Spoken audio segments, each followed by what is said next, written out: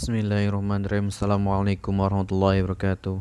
Kami dari kelompok 2 akan menyampaikan tentang holistic approach to Islamic wealth planning atau pengelolaan kekayaan Islami yang biasa disebut juga sebagai perencanaan keuangan syariah. Islamic Financial Planning atau perencanaan keuangan syariah merupakan industri keuangan yang berfungsi untuk mengelola kekayaan masyarakat muslim untuk dapat diinvestasikan maupun dikelola dengan cara-cara yang halal. Saat ini, investasi menjadi suatu hal yang sangat penting bagi setiap individu dalam penyimpanan dananya dan juga untuk memperoleh tingkat keuntungan dari investasi tersebut. Nah, investasi merupakan penempatan sejumlah dana pada saat ini dengan harapan untuk memperoleh keuntungan di masa yang akan datang. Dalam Islam, investasi merupakan kegiatan muamalah yang sangat dianjurkan. Oleh sebab itu, karenanya dengan berinvestasi, harta yang dimiliki menjadi produktif dan mendatangkan manfaat bagi orang lain.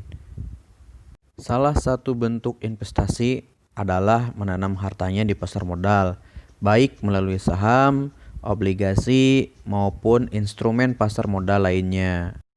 Berikut pendekatan holistik untuk perencanaan kekayaan Islam.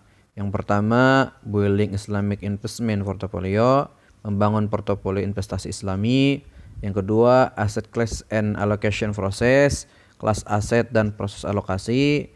Yang ketiga, risk and return trade-off, resiko dan keuntungan kembali. Yang keempat, risk exposure and risk management strategis, exposure risiko dan strategi manajemen risiko. Berikut landasan dalam membangun portofolio investasi Islami. A'udzu billahi minasyaitonir rajim. Bismillahirrahmanirrahim. Ya ayyuhalladzina amanu idza qila lakum tafassahu fil majalis fafsahu yafsahillallahu lakum. وَإِذَا قِيلَ انشُزُوا فَانشُزُوا يَرْفَعِ اللَّهُ الَّذِينَ آمَنُوا مِنكُمْ وَالَّذِينَ أُوتُوا الْعِلْمَ دَرَجَاتٍ وَاللَّهُ بِمَا تَعْمَلُونَ خَبِيرٌ. Shadaqallahul Azim. Artinya, wahai orang-orang yang beriman, apabila dikatakan kepadamu, berikanlah kelapangan di dalam majlis-majlis, maka lapangkanlah. Niscaya Allah akan memberi kelapangan untukmu. Dan apabila dikatakan, berdirilah kamu, maka berdirilah. Niscaya Allah akan mengangkat derajat orang-orang yang beriman di antaramu dan orang-orang yang diberi ilmu beberapa derajat. Dan Allah Maha teliti apa yang kamu kerjakan. Selanjutnya, 6 langkah membangun portofolio investasi Islami. Yang pertama, screening portofolio. Yang kedua, menentukan kebijakan investasi atau memiliki tujuan investasi. Pada tahap ini, investor menentukan tujuan investasi dan kemampuan atau kekayaan yang dapat diinvestasikan. Dikarenakan ada hubungan positif antara resiko dan return. Maka hal yang tepat bagi para investor untuk menyatakan tujuan investasinya tidak hanya untuk memperoleh banyak keuntungan saja, tetapi juga memahami bahwa ada risiko yang berpotensi menyebabkan kerugian. Jadi tujuan investasi harus dinyatakan baik dalam keuntungan maupun risiko. Yang ketiga, analisis sekuritas. Pada tahap ini berarti melakukan analisis sekuritas yang meliputi penilaian terhadap sekuritas secara individual atau beberapa kelompok sekuritas. Salah satu tujuan melakukan penilaian tersebut adalah untuk mengidentifikasi sekuritas yang salah harga. Tahap berikutnya yaitu membentuk portofolio. Pada tahap ini, membentuk portofolio yang melibatkan identifikasi aset khusus, mana yang akan diinvestasikan, dan juga menentukan seberapa besar investasi pada tiap aset tersebut. Kemudian, melakukan revisi portofolio. Pada tahap ini berkenaan dengan pengulangan secara periodik dari 3 langkah sebelumnya atau 4 langkah sebelumnya sejalan dengan waktu.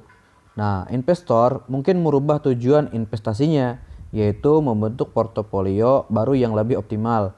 Memotivasi lainnya sesuai atau yang disesuaikan dengan preferensi investor tentang resiko dan return itu untuk sendiri maupun dengan yang lainnya.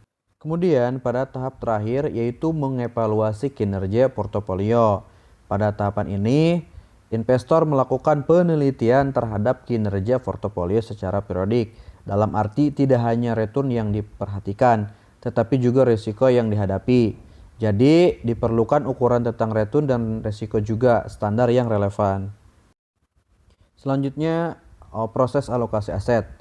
Alokasi aset adalah teknik investasi portofolio yang bertujuan untuk menyeimbangkan risiko dan menciptakan diversifikasi dengan memberi berbagai aset antara kategori utama seperti uang tunai, obligasi, saham, real estate, dan turunannya. Setiap kelas aset memiliki berbagai tingkat pengembalian dan risiko, sehingga masing-masing akan berperilaku berbeda dari waktu ke waktu. Sebagai contoh, ketika sebuah aset mengalami kenaikan nilai, aset yang lain menurun dan tidak meningkat terlalu besar. Pada dasarnya, setiap jenis aset memiliki profit imbalan, hasil, dan risiko yang berbeda. Sebab alokasi aset strategi adalah sebuah metode dalam menetapkan dan melekat pada apa yang disebut dengan basis paduan kebijakan.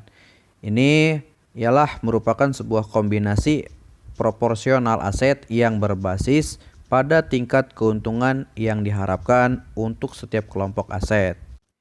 Misalkan, jika saham mempunyai imbal hasil historis 10% per tahun dan obligasi mempunyai imbal hasil 5% per tahun, paduan dari 50% saham dan 50% obligasi diharapkan bisa memberikan imbal hasil 7,5% per tahun.